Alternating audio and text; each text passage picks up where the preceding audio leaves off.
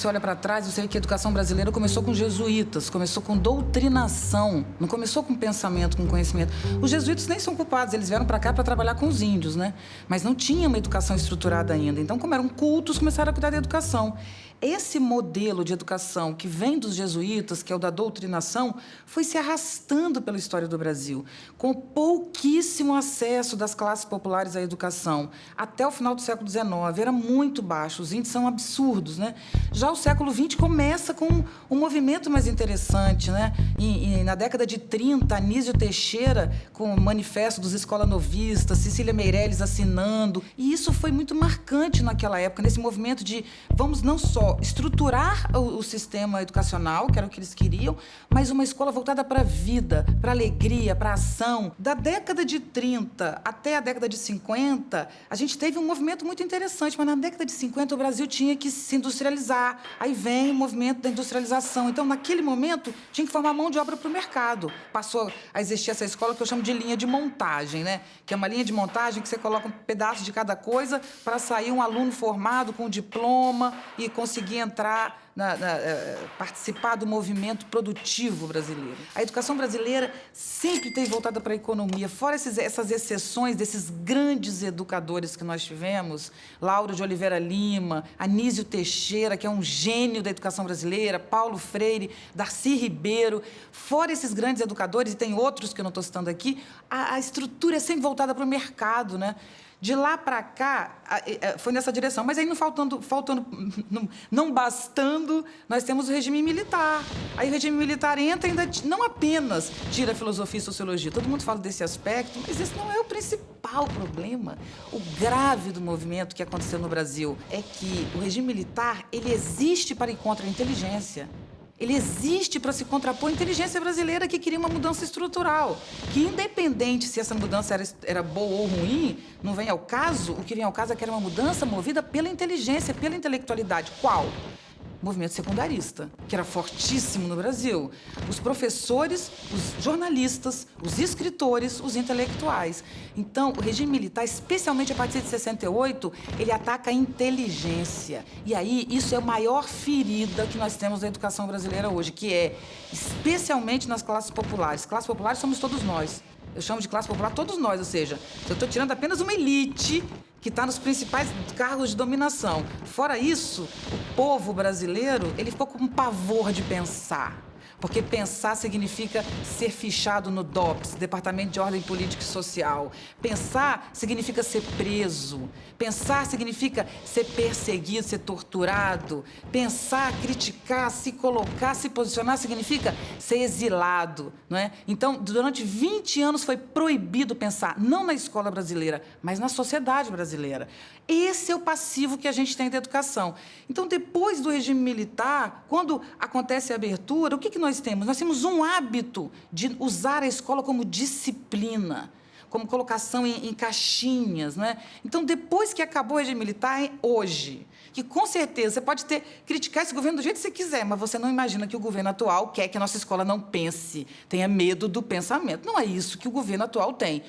Nosso modelo industrial tinha medo também do pensamento crítico, por medo das greves, né? Dos movimentos que paravam as indústrias, o movimento comunista, o medo do comunismo, o perigo vermelho. Não é isso que as nossas empresas têm hoje. Nossas empresas hoje estão desesperadas atrás de pessoas inteligentes, críticas, criativas e inovadoras, para dar conta das crises que a gente vive. Crise tecnológica, crise financeira, crise ambiental. Nenhuma empresa tem lugar no Brasil hoje fixo e dizer eu estou bem no mundo, né? Então, as empresas precisam de inteligência, o Brasil precisa de inteligência, mas nós não temos o desenvolvimento do pensamento na escola, mas por hábito.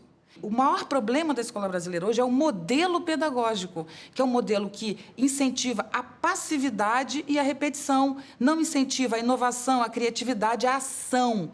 O aluno tem que estudar parado. Então, é esse movimento que leva não ao pensamento e à criatividade, mas à reprodução e à passividade que nós carregamos. Mas nem queremos mais, carregamos sem querer. Nós temos um problema de cultura educacional que tem que se transformar. Toda criança adora aprender. Adora. O que eles não querem é estudar. Porque estudar ficou chato. Tá? A escola transformou a aprendizagem numa chatice. Imagine uma aula, uma primeira aula de física. Eu vou fazer aqui uma caricatura e você vai lembrar com essa minha caricatura do que você passou. Uma primeira aula de física em que o professor diz, entra na sala de aula, olha a moçadinha e tal, faz a pose dele e diz cinemática do ponto material. Movimento retilíneo uniforme. Já viu isso, né? Molecada lá, ponto.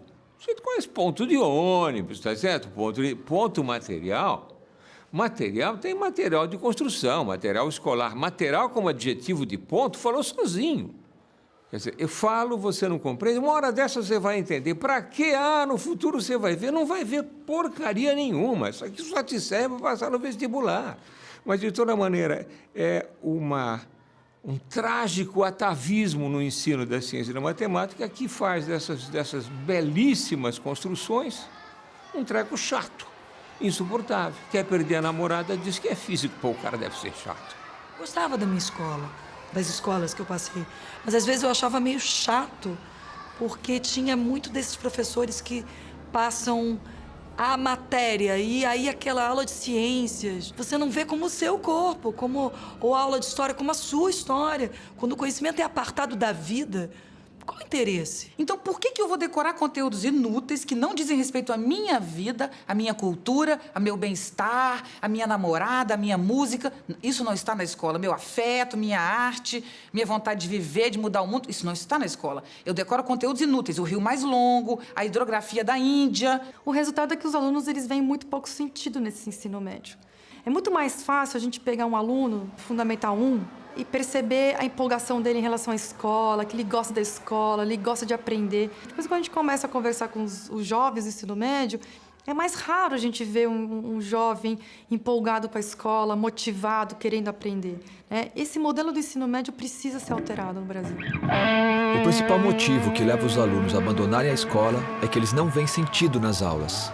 De cada 10 alunos que entram na primeira série, apenas 5 vão terminar o ensino médio. Eu já perguntei para médicos se tem alguma doença que mate 50% dos pacientes. Eles falam assim, acho que nem a peste bubônica matou 50% da população. No entanto, a gente tem uma escola que literalmente extermina com o futuro de 50% dos alunos. Algumas escolas de ensino médio no país estão conseguindo fazer os alunos gostarem da escola e terem prazer em estudar. A Escola Mochon, em Padre Miguel, no Rio de Janeiro, localizada numa área pobre e marcada pela violência, é um exemplo impressionante de sucesso. Lá, os alunos gostam da escola e têm prazer em estudar. Vocês gostam de vir para a escola? Nossa, É muito bom. adoro. É bem melhor do que em casa. É bem a minha casa. Costumo dizer que se você ganha um aluno na primeira semana de aula, você tem ele pelo ano inteiro. Então, na primeira semana de aula, eu procuro, em vez de entrar logo num conteúdo programático, fazer dinâmicas, mais do que simplesmente perguntar o nome dele, a idade, vamos começar a aula, né? Mas você conhecer a história dele naquela primeira semana, deixar ele falar, deixar ele expor o seu ponto de vista, isso ajuda muito, isso ajuda ele a ter liberdade, a ganhar confiança. Quando eu entrei aqui, na primeira semana, eu falei, não quero mais ser aqui. Eu não quero mais ser aqui. Inclusive, a opção de trazer ela para cá foi minha. Eu falei para ela, não, eu vou te levar no Mochon. Aquela escola lá, Lorena, ela respira cultura. Os alunos têm liberdade para chegar e questionar, e a Ana Paula dá essa abertura. E você recebe, dentro da comunidade, adolescentes que já estão naquela fase mesmo do desenvolvimento de caráter, de personalidade, com série de questões lá deles, os problemas deles, né? E numa comunidade ao entorno, que é uma comunidade, muitas das vezes, que a gente vê aí com histórias de vida difíceis. Muitos dos dois pais trabalham, são criados por avós, e a única referência, infelizmente, é o sujeito que está armado ou o sujeito que está vendendo drogas. Isso acontece. Desde pequeno convivi vendo tráfico, vendo arma, drogas. Tem muitas pessoas que têm a mente de entrar para essa vida mesmo por falta de opções, falta de não ter nada, não ter apoio de ninguém. Então eles adentram a escola já com o rosto, com a cabeça no chão.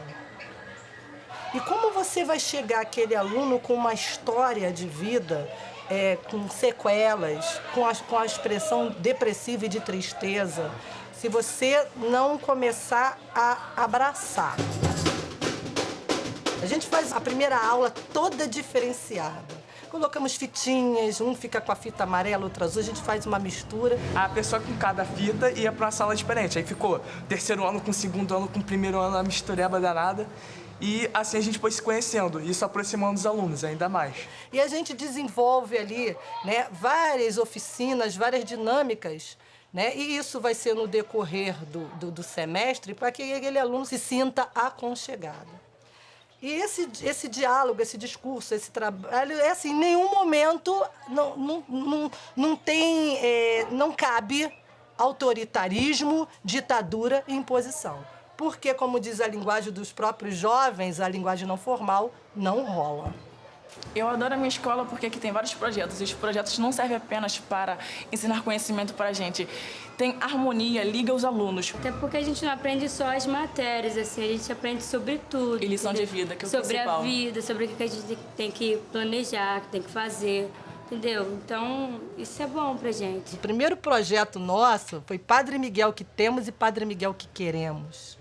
Então, nós íamos no calçadão, ficávamos no calçadão do bairro de Padre Miguel, botava nossa criança, lógico, pedia licença, senão era uma louca que estava chegando no calçadão de Padre Miguel.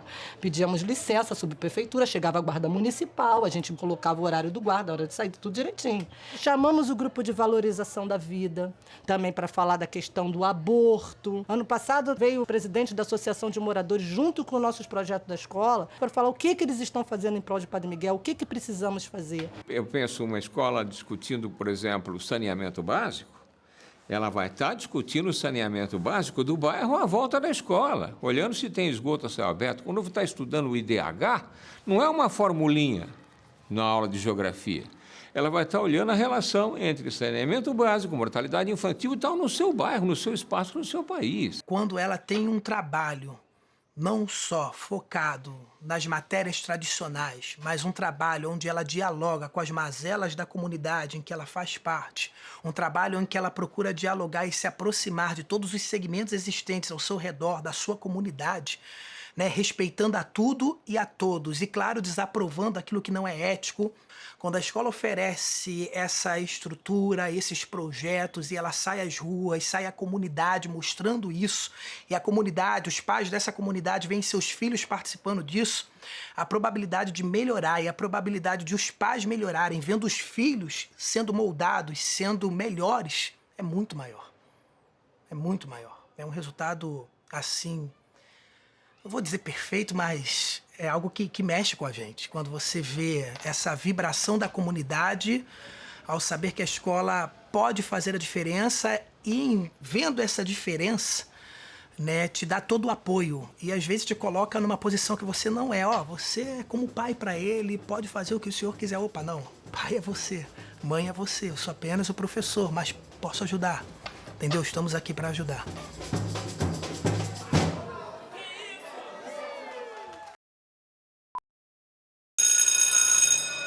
Eu matava a aula e ficava na rua, ia pro fliperama. E a minha mãe, na quarta série, ela resolveu me tirar da escola.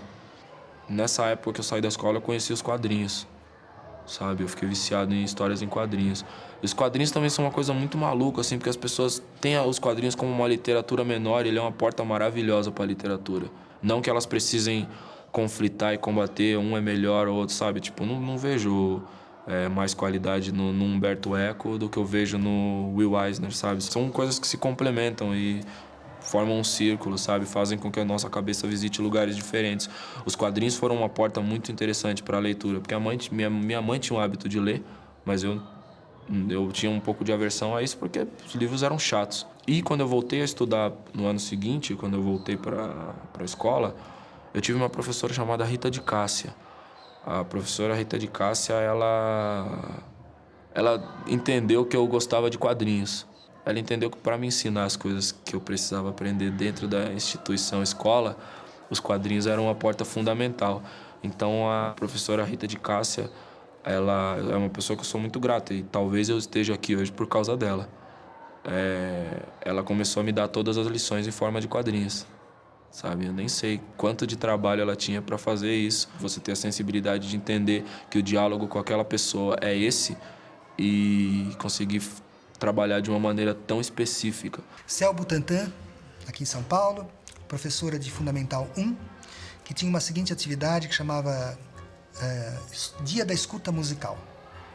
Uma vez por mês, ela levava música para os meninos da escola pública, um CD, Vivaldi, das 4 estações, Astor Piazzolla, Egberto Gismonti, Manu Chao, as coisas mais variadas. E durante um dia inteiro na escola, uma manhã, ela tocava e fazia exercício com meninos. Então eu vou pegar uma, por exemplo, ela pega as 4 estações, faz os meninos ouvirem inteiro com a seguinte pergunta: vocês vão identificar em que momento que ele está falando do inverno. Que coisa genial. E por quê que aqui é o inverno? E depois ele aponta aqui, não é? Discutindo, não sei o que, eles discutiam, ouviam cada trecho da música, aí ouvia de novo, até que alguém batesse. Por quê? E o mais importante era mostrar, né? E o depoimento é lindo, né? O menino falava, olha, parece floco de neve. Então, em primeiro lugar, isso para mim é um sentido da escola, né? Ao contrário de toda coisa, a escola tem que trabalhar, conquistar ali, do lado, que nada, meu caro. O bacana da escola é quando esses meninos que nunca tiveram contato com o Vivaldi, tem. Com o Egberto Gismonti, tem. Com Luiz Melodia, com Cartola. Eu gostava de desenhar, que é uma coisa que se deve fazer na escola também. Eu gostava de escrever e eu gostava de ler. Essas 3 coisas, na minha cabeça, eram desconectadas da escola, porque fora da escola elas eram muito mais legais. É isso que a escola nunca pode se tornar, uma barreira para as coisas legais. O livro, ele não pode entrar na vida de uma pessoa como uma obrigação. Um livro é uma porta, sabe? Que tem que estar sempre aberta. Quer dizer, você não lê um livro pelo prazer de ler, você lê para classificar o autor, né? Por exemplo, eu nunca li Machado de Assis e detesto. E não vou ler nunca. Tá? Porque quando eu peguei Machado de Assis para ler, a professora falou assim, você vai me explicar por que ele é um parnasiano? Eu falei, pronto, isso eu não quero. Não. Você conhece algum parnasiano? Tem importância na vida você ter conhecido parnasiano? Nada, né? Os meninos não têm que saber de parnasianismo, pô. Tem que saber na universidade, na pós-graduação, no curso de literatura, lá no mestrado. O cara vai fazer tese, né? Isso aí é vida acadêmica, bicho. Agora, ele precisa ler Machado de Assis, ele precisa entender da cultura Machado de Assis, da época Machado. Isso ele precisava. Né? Ainda bem que Guimarães Rosa não fizeram isso comigo.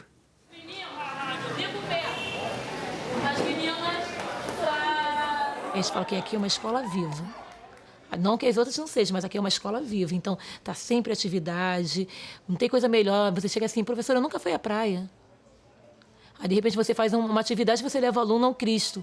Toma aqui a praia. Você, como liderança, você tem que dar linha na pipa. Então, se o professor diz assim, olha só, eu quero fazer um projeto como o Marcel, que transformou a sala num calabouço, numa época de ditadura militar, com a música Cálice. Primeira coisa que eu fiz foi pegar um grupo de professores interessados e levar no Museu da Língua Portuguesa em São Paulo. Né? Foram lá, viram aquela técnica lá de luzes no teto. Não ficou perfeito igual lá, mas Marcel fez. Mano, eu vou transformar isso num calabouço, porque a gente está trabalhando Chico Buarque e Cálice. Então, o que você precisa? Olha, eu preciso de uma... Dei linha na pipa. Vou desconstruir a sala de aula. Vou botar não sei quem capelê, vou botar todo mundo de mordaça, vou colocar música, vou chamar o professor de história para dar parte de história. E aí, o que vamos fazer? Eu falei, para ontem. Aí você motiva o cara. O que você precisa? Eu preciso disso, preciso disso, preciso disso, preciso disso. Tem verba para isso, vamos comprar. Ah, Ana, você pode comprar hoje, tá difícil para mim. Toma o cartão, a senha é essa e vai digita. Vai lá e compra você. Como a horta aí, o professor João Valentim de matemática resolveu fazer uma horta. Que bom que um professor de matemática entrou química na história. Teve a terra, era muita terra nessa horta.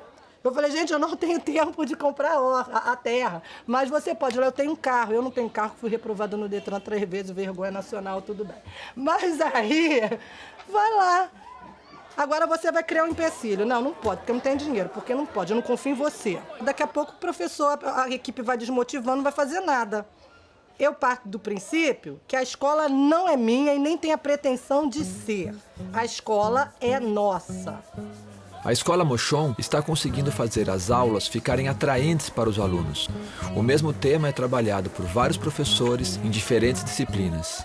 Nós dividimos em 3 grupos, que entra língua portuguesa, língua estrangeira, educação física e artes. Aí nós montamos uma prova única, onde tem um texto gerador, a gente coloca uma charge, uma reportagem. Na educação física, nós mostramos um pouco sobre a dança indígena e na história a gente pesquisou um pouco mais sobre eles, sobre... Entrou até um pouco de geografia que nós aprendemos. E sociologia também. E sociologia que nós aprendemos um meio onde eles vivem, como eles sobrevivem, como eles se interagem. É preciso olhar a ciência como parte da história humana, não como uma construção à parte. E aí ela fica interessante, relevante, graciosa, tá certo? E não chata. A Escola Mochão conseguiu fazer as aulas ficarem atraentes e significativas, dando linha na pipa para os bons professores. Bons professores fazem a diferença na vida de uma escola e na vida de cada aluno.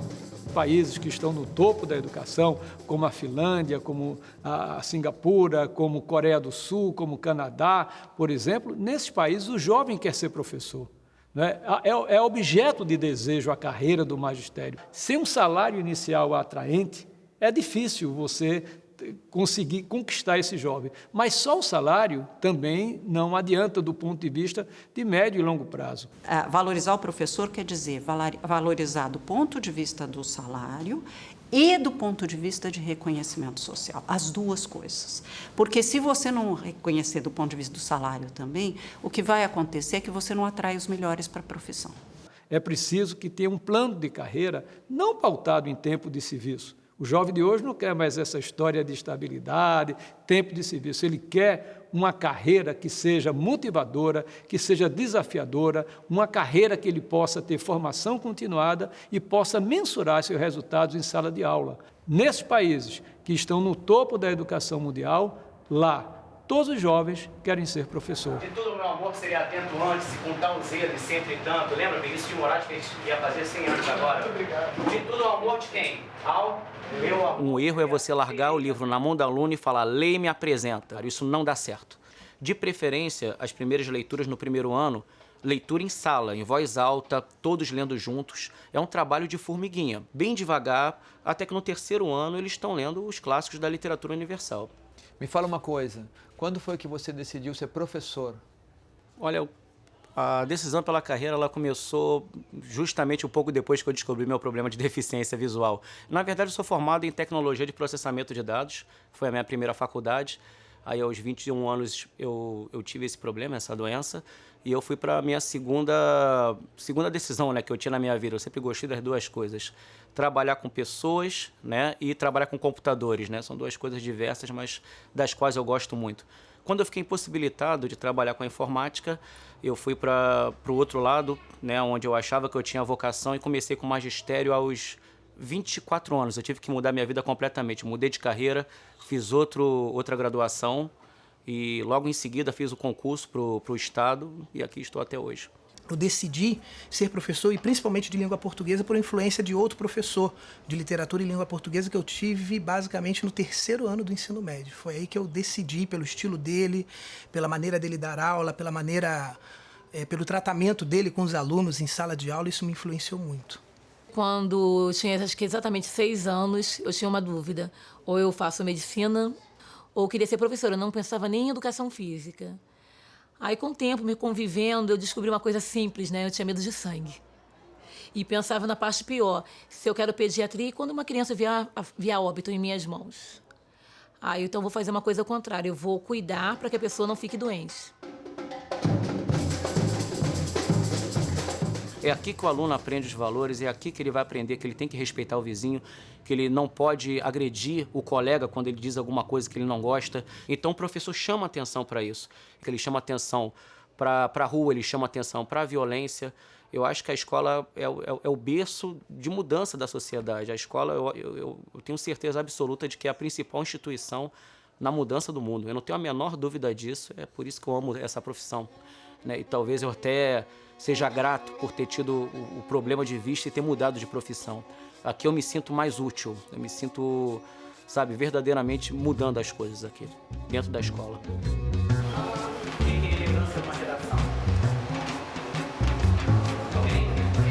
No próximo episódio, vamos refletir sobre a escola do futuro. Você já parou para pensar como será a escola do futuro? Futuro mesmo. Futuro. Futurão.